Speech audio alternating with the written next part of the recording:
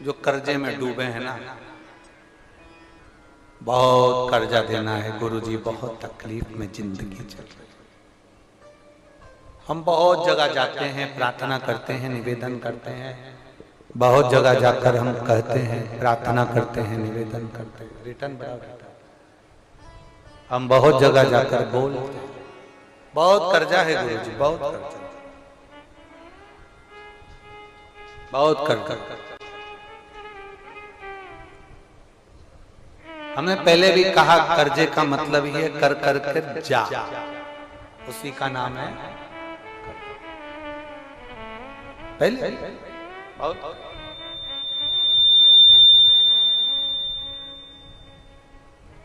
बहुत तकलीफ है।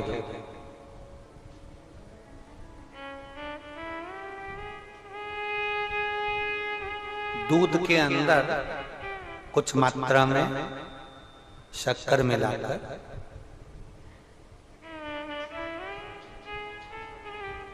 कुछ मात्रा में शक्कर मिलाकर दूध के अंदर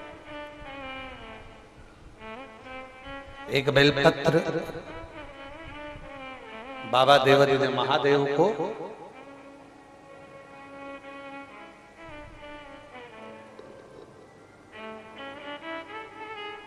भगवान शिव को जब आप समर्पित करें तो जैसे ये शिवलिंग है और शिवलिंग की जो जलाधारी है, जलाधारी की ओर इस डंडी का मुख, जलाधारी की डंडी की, जलाधारी की ओर इस डंडी का मुख, ये से जलाधारी इधर है तो ये डंडी का मुख शिवलिंग पर इधर की ओर। दूध में कुछ मात्रा में मिली हुई शक्कर, कुछ मात्रा।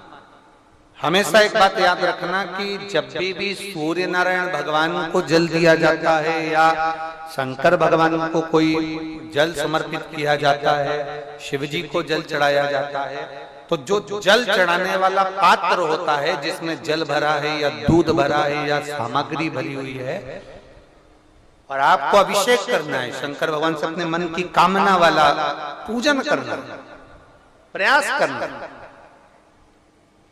शक्कर डाल दी, कई लोग उसमें दूध में शक्कर को हिला दिए, मिला दिए ना, जल भरा, जल में कुछ आ गया, उंगली डालकर निकाल दिया या कोई पत्ते से या कोई फूल से या कोई सामग्री से निकाल दिया ना। हमने पहले भी कथा में कहा है, वृक्ष से तोड़े हुए फूल, और यहां तक एक कथा में वर्णन किया कि एक फूल ऐसा भी है जो तोड़ा नहीं जाता, जमीन पर गिरा हुआ फूल। कौन सा बताया था? पारिजात। उस फूल को तोड़ा नहीं जाता, वो फूल जमीन पे गिरना चाहिए, जमीन पर गिरेगा, उठाओगे तब शंकर को चढ़ेगा, वो पारिजात का फल।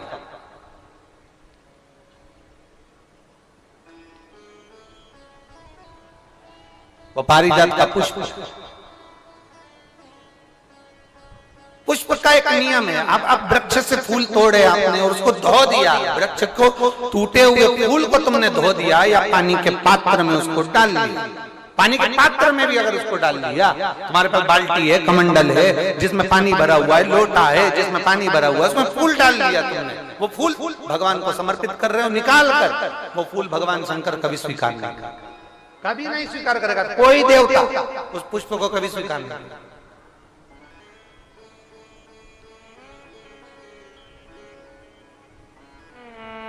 और मैंने तेरे ही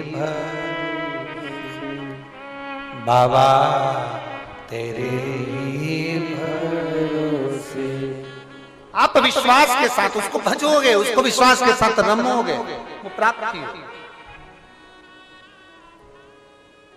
अगर हमने फूल, फिर निवेदन है, दूध चढ़ाने वाले व्यक्ति याद रखना, बहुत कर्जा है, बहुत कर्जा, चूक ही नहीं रहा। आज शिवरात्रि है, 5 शिवरात्रि को आपको ये कर्म करना, 5 शिवरात्रि, 5 के बाद में फिर अपन बात करेंगे। तुम्हारे नगर में जब कथा हो, तुम्हारे आसपास में कथा हो, तब जरूर आना और पत्र लिख कर देना कि 5 शिवरात्रि का उपाय करा था और फल मिला।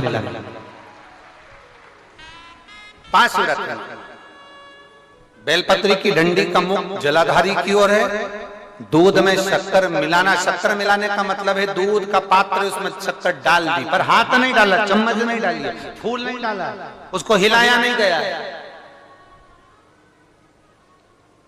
यहां तक शास्त्र कहता है शंकर को चढ़ाने वाले जल का जो पात्र होता है, जिसमें जल भरा होता है, जल का जो पात्र होता है, शिव जी को जल चढ़ाने वाला, बहुत अब हम क्या वर्णन करें, बोलेंगे तो आप कहते हो गुरु जी आप तो ना जाने कहां कहां के नियम लेकर आते हो, ना जाने कहां कहां।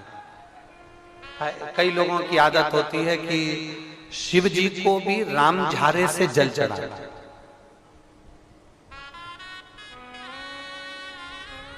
राम झारा देखा है आप लोगों ने? एक इतना बड़ा कलश होता है, उसमें एक टोंटी लगी होती है, एक टोंटी लगी होती है, उसको राम झारा कहते हैं।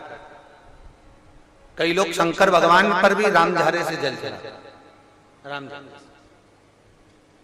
उसमें, क्योंकि जल भर लिया और वो टोंटी लगी, उसमें से पानी डाल, उसमें से जल चढ़ रहा ना।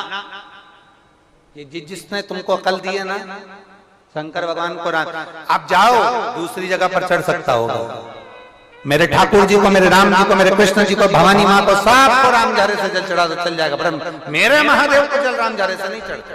उसका कारण ये है, आप चढ़ाना है तो श्रृंगी से जल चढ़ा सकते हो, श्रृंगी से जल चढ़ा सकते, मना नहीं, पर राम झारे से जल, उसका केवल एक कारण है, राम झारे का जो जल होता है यहां से आने के बाद टेढ़ा मुड़कर जाता है, और मेरा भोला भंडारी तो सीधा सीधा है।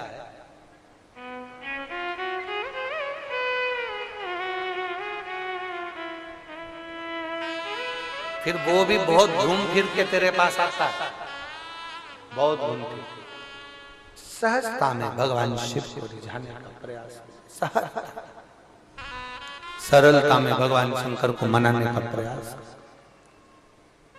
सीधा जल का पात्र लिया, बाबा पर डाल, धीरे धीरे डालो, तुम्हारी मर्जी पड़े जैसा डालो, पर आराम से बाबा को समर्पित कर,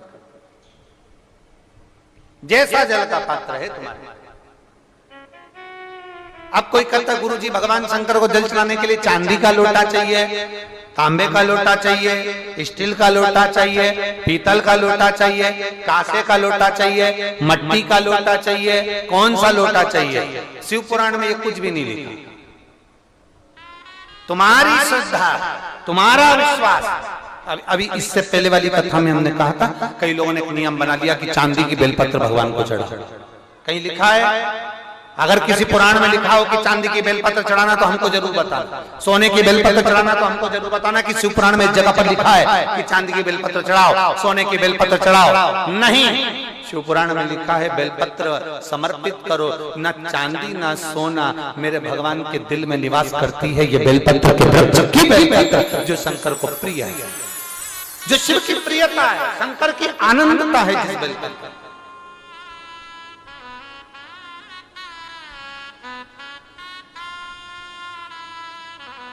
और भोले भंडारी रे दूर करो दुख मेरा, ओ त्रिपुरारी रे दूर करो दुख मेरा।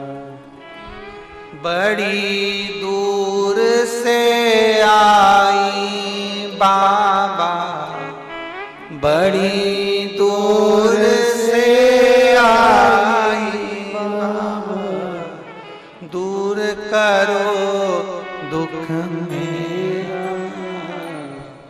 हरे त्रिपुरारी